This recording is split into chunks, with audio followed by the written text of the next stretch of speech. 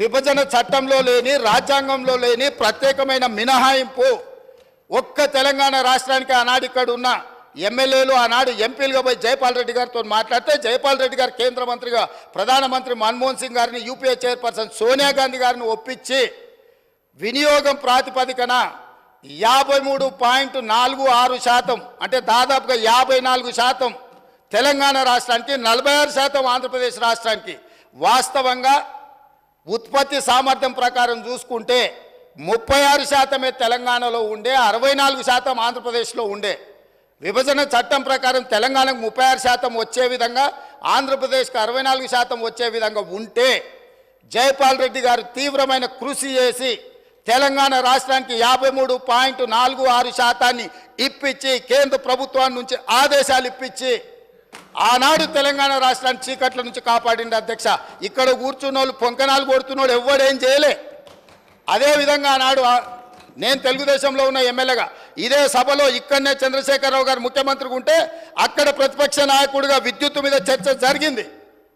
ఆనాడు సమాధానం చెప్పలేక తెలంగాణకు చీకటి రోజులని పేపర్లు కింద కొట్టి ఆనాడు స్పీకర్ గారికి ఇక్కడి నుంచి హుకుం జారీ చేసి మార్షల్స్ను పెట్టి నా నీడ్చి బయటపడేపించింది అధ్యక్ష.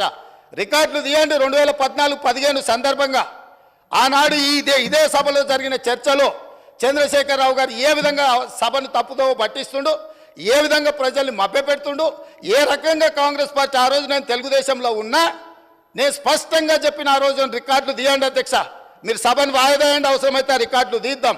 నేను ఆ రోజు చెప్పిన సోనియా గాంధీ గారి దయ వల్ల జైపాల్ రెడ్డి గారి కృషి వల్ల తెలంగాణ రాష్ట్రానికి ఈ విద్యుత్ సంక్షోభం నుంచి గట్టెక్కింది.